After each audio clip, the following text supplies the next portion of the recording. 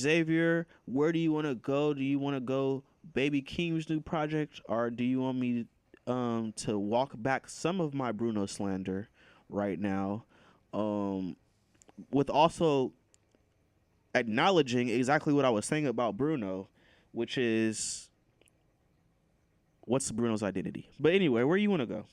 Well, I'm interested in what Bruno's identity is. What's Bruno's identity? So, this is exactly what I was talking about when it comes to Bruno Mars's musical identity. Sounds like you're about to give me a backhanded compliment. Well, this is going to be the compliment. Let me say that.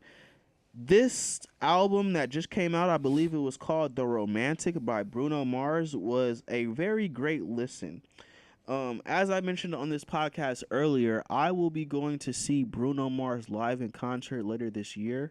Bruno Mars is one of the best performers that we have just in music right now when it comes to some of the hits that he has displayed and been able to perform throughout the years, that he has created on some of his albums that are very, very good.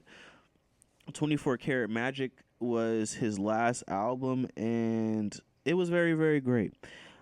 After that, he dropped An Evening with Silk Sonic with Anderson .Paak. There were some great records on there, but didn't quite seem to live up to the hype, that album that is, that the two records that were released pre-album, when it comes to hype had. The album did not live up to that. Now Bruno is back 10 years later after solo projects with The Romantic, and when you listen to track 1, Xavier,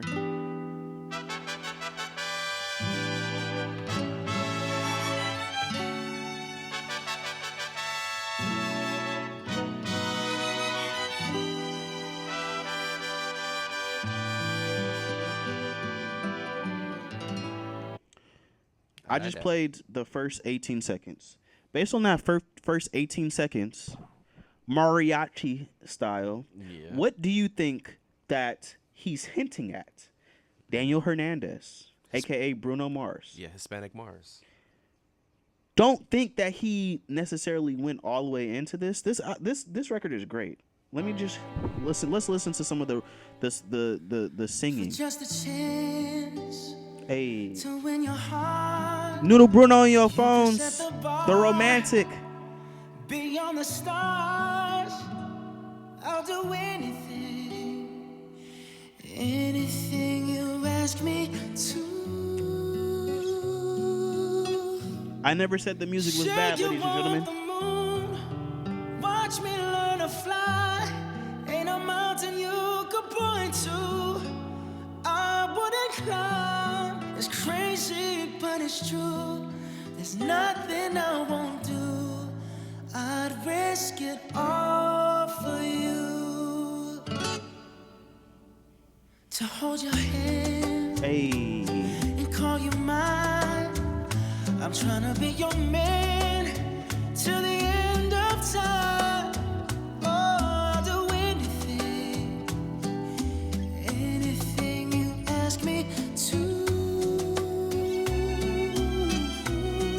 I would run through a fire just to be by your side. If your heart's on the line, you could take mine. It's crazy, but it's true. You said what? This is the mariachi version of Grenade. I'm gonna catch a grenade for you. I'll do anything for you. So whatever you say. That was track 1. Very good start to me. This is track 2. Hey, hey, hey, hey. Style green.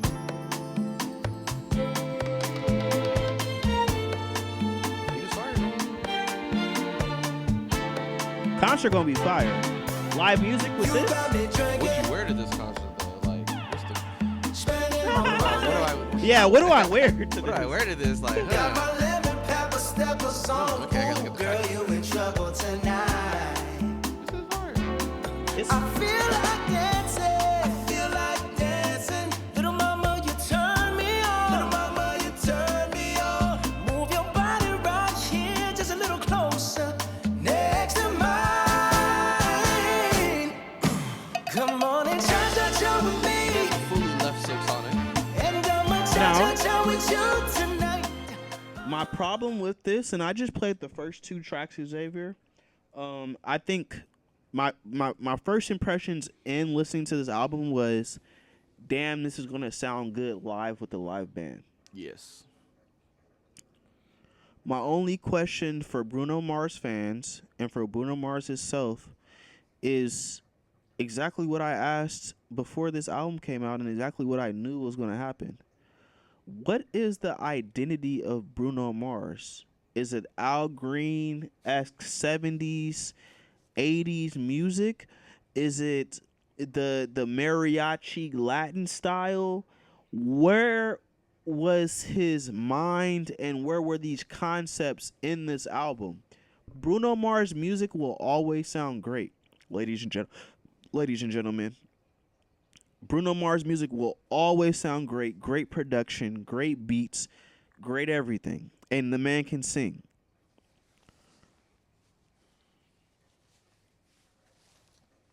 Great records. I'm just confused on direction and identity when it comes to Bruno Mars making music. This has happened a lot. And that's really all I have to say about the album. Sounds good. Mm-hmm. Sounds great. Not all the records. Some of them are misses. Especially the one that he released pre-album, which was I Just Might. Still don't like that record. But what are we doing with Bruno? I don't get the love and affection that this man has from the masses. I just don't understand it. I mean, he looks good. Okay, can sing. I think we nailed it right there. Yeah, he looks good and he can sing. But yeah. I mean, for the most part, like, is it a bad thing that he's a not a race bender? I guess he's kind of that too. But is it a bad thing that he's a genre bender? He can kind of just navigate multiple genres like a Drake. Bruno Mars to me is like just putting your playlist on shuffle. I know the music's going to be good. I put it there. I know it's going to be good, but I don't necessarily know what I'm going to get. What's coming next? What type of Bruno am I going to get? Am I getting Silk Sonic? Am I getting mariachi? Am I getting pop music? What type of Bruno am I going to get? I don't think that's necessarily a bad thing unless you're talking about the totality of his project. Is it cohesive? Is it thematically? Does it make sense? Right. And I don't think this one did. Do you go to Bruno Mars like, I need a story. Tell a story. Yeah, I don't think we go to Bruno Mars for him to tell a story. I think we go to Bruno Mars for just good for music. a slap. Yeah, he just makes good music. So it's like now I can go listen to this project and I can get some, like you said, I can get some mariachi. I can get some Al Green. I can get all these different parts of Bruno that I like. Bruno Mars is a buffet. But why wouldn't I just listen to? Okay, I like that. Sometimes you do need the buffet. Yeah. But sometimes I need specialized dishes. I want to go to an Italian restaurant for Italian. I want to go to a Mexican restaurant for Mexican food. I want to go to a Chinese place for Chinese food. I want to go to a black people spot for soul food. I don't want, like, if I'd rather just listen to Al Green. Why do I need Bruno to make this type of record? I don't think this makes it more socially acceptable for white people to like our type of music instead of actually listen to the shit that was created that Bruno has been biting off for years. That's the problem. A lot of you white people like this Bruno Mars shit, and y'all don't go back to the history and concepts of what made this music great. At the end of the day. I'm glad you brought that up because I was gonna say, like, I don't necessarily think you're Bruno Mars's target demographic. Okay. I don't really think black people specifically is his target demographic. Like you said, I don't blame you for saying, why listen to this when there's Al Green? I'll just listen to Al Green instead of someone pretending to be Al Green. But like you said, for the most part, it's not for us. White people don't know who Al Green is. In a mass. Right. But they know who Bruno Mars is. Yeah. They know I like when Bruno Mars does that. So I'm gonna listen to Bruno Mars. True. But now it just gets nasty when they start talking about Bruno Mars like he is Al Green. Right. And that's why I wanted to make that point about the Beyonce and the Bruno, and he's closer to Taylor than he is to Beyonce, which I think I have to walk that back slightly. I did want to walk that back slightly, just slightly. More than slightly. He sings 50 times better than Taylor Swift. He sings better than her, but He Taylor is- still has hits. Taylor has the same amount of hits as he does. Okay. Hits. Who's a better performer? Him. Who's a better singer? Him. Who has a better songwriter, better lyricism, better artistry? It's what she just she just got more hits. Yeah, she's white. I know she does. Some of her hits be hitting. I haven't. Okay, some of her hits be hidden, but if we take it back, because they were honestly popping around the same time. True. Yeah. I think Bruno Mars, at their heyday, He was has more probably- smash yeah, hits yeah. than Taylor Swift. Oh yeah. I would really say so. Yeah. Especially because she was like straight up like a kid at that time too. Yeah. True. So I think he really cleared her ass. Whose career took off? I mean, he makes music for white people, but she is white at the end of the day. So. Yeah. Yeah. So she's gonna win.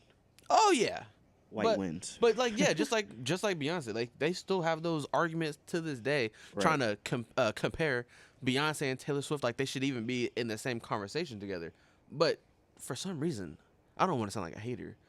I still really just don't understand why Taylor Swift is looked at as The I don't- global icon she is. yes. I don't get it because just listen to the music. Like you said, yeah, I like some of the Taylor Swift songs, but what does she know about being Beyonce, nigga? Like, have you seen her dance? Have you seen the fits? Have you listened to the beats? Dissect the lyrics. All she talk about is going to the bar in a car And her ex and with her ex and her next. Like, I like Taylor Swift. Yeah. I like Taylor Swift when we was growing up. I like her music. It's just, I thought, well, kind of similar to J. Cole. mm-hmm. I thought we were all listening to the same music, but when y'all started putting J. Cole in those conversations, I was like, crazy. wait, when did we do? Yeah. When do we agree to do that? Right. When did we agree Taylor Swift was Beyonce? Now y'all got J. Cole driving Honda Civics and flipping burger. Anyway, Well, we'll get to him. I was like, Keem. I don't want to say wiped him down because it was pretty close. I don't think it was close. It was off. It was only just a little bit. You want to get to it, Baby Keem? Let's get to Let's it. do it.